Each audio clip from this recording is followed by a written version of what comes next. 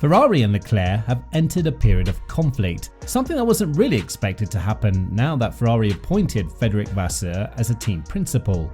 With Vasseur changing the narrative about the designated number 1 and 2 drivers, and Sainz having a history of beating Leclerc in Ferrari, the Monegasque could be on his way out. And the fact that Norris hasn't expressed a massive wish to remain with McLaren beyond 2025, the season in which Leclerc is supposed to be a free agent, has just stirred up additional drama.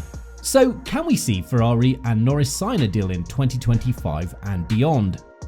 Now, one thing that is certain for Ferrari is that they're not very good when it comes to providing championship winning cars to their respective drivers. Sure, they have what it takes to win races, but in times where Red Bull is absolutely destroying its competition and Verstappen is driving the wheels out of the car, Leclerc doesn't have too much to look for in terms of championships won.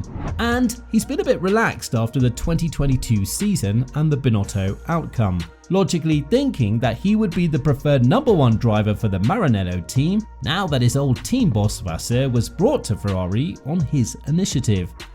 Vasseur, on the other hand, recently praised Sainz, adding that the two previously collaborated at Renault in 2017 and that the only way to work with Sainz is to join the team he's currently in. Therefore, Vasseur has directly pointed out the fact that Leclerc himself wasn't the main reason why he joined the Maranello team, and Sainz has a lot of favour as well. In 2022, Sainz has proven to be a more independent driver, and even though his mistakes and lack of confidence in many of the races have cost him a lot of points, situations like Silverstone and Monaco show that he has exactly what it takes to be a champion one day. This has been greatly recognised by Vasseur, who also added that Ferrari isn't currently thinking about prolonging the contract with Leclerc, and this is not the priority of the team in the months to come. With this, Vasseur has hinted that there will be a direct battle between Leclerc and Sainz for the number 1 spot in the team. A battle that could bring a lot of tension between the two drivers. But if there is one thing for certain, it's that tough times are bringing out the best from the drivers, and the one that turns out to be the better one will most likely have a new partner from 2025 on. So, if Leclerc loses the battle to Sainz, as happened in 2021, despite Sainz's lack of Ferrari experience, could the Monegasque move to another team? The fact that Hamilton is considering retiring also adds to this narrative, with the Brit likely continuing the deal with the Silver Arrows for 2 more seasons before calling it quits for good.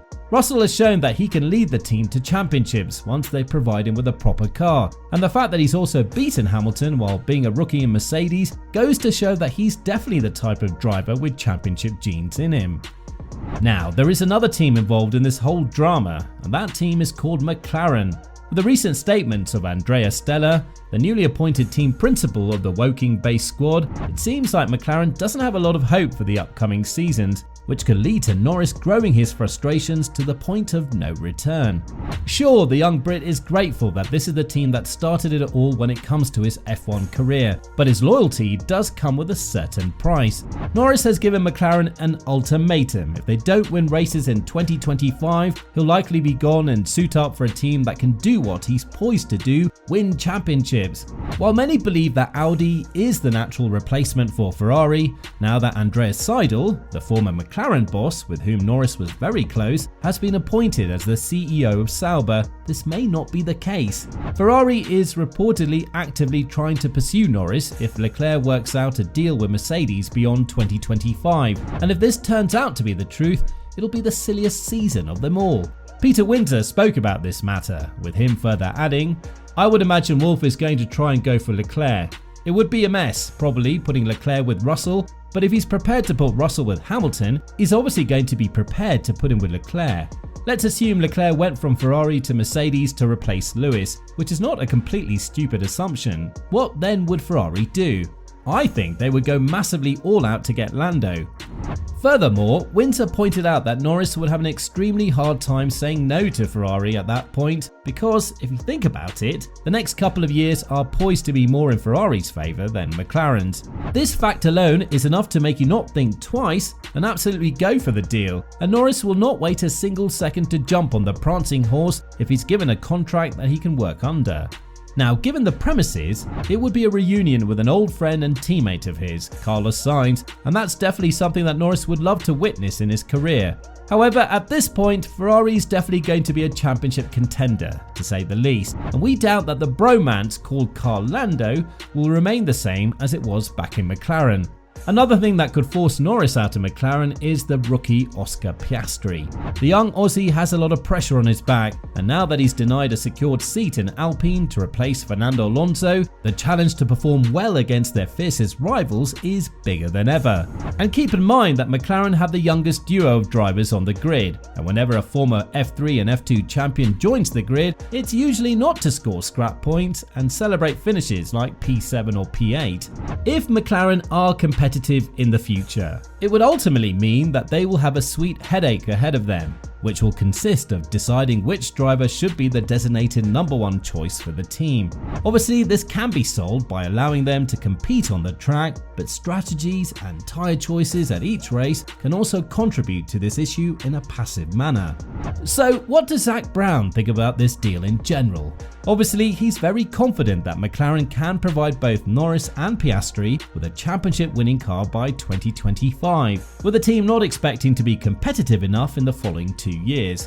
When talking about Norris and his future with McLaren, Brown said, "I'm convinced we're going to give him a winning car. We have a long-term contract with him. I think he feels very comfortable within the team. He knows the journey we're on. He has bought into the journey that we're on, and I think it'd be early to be worried about it." Now, as we mentioned earlier in this video, if Ferrari decides to go after Norris, they'll have fierce competition in Audi. Andreas Seidel is currently the CEO of Sauber, the group that's been bought out by the Volkswagen brand, and if there is one driver that he could pick to be the first choice of the team, it will most definitely be Lando Norris. The fact that he left the team just a couple of weeks after saying that he would remain true to the project of McLaren says it all, and it's very evident that Norris himself doesn't believe that he can win a championship with a Woking-based squad. On the other hand, you have Red Bull, a team that has already proven itself a champion and a team that will most likely have the highest chance of landing Norris if they're presented with the opportunity. The relationship between Perez and Verstappen isn't at the best possible level right now, and if the team decides to let Perez walk away after his contract expires at the end of the 2024 season, Norris would be the perfect solution for this spot. All in all, Norris is going to have a lot of choices in the upcoming years, and it seems like Ferrari has joined the group of drivers who would definitely love to have the young Brit in their own team. With that being said, we can't wait to see how the situation will unfold for every side involved, and keep in mind that this blockbuster could see Leclerc in Mercedes, which is yet another move that the Formula One world might not be ready for. So what do you think is next for Norris and Ferrari? Do you think that they have a legitimate shot at making it work together? Let us know in the comments down below.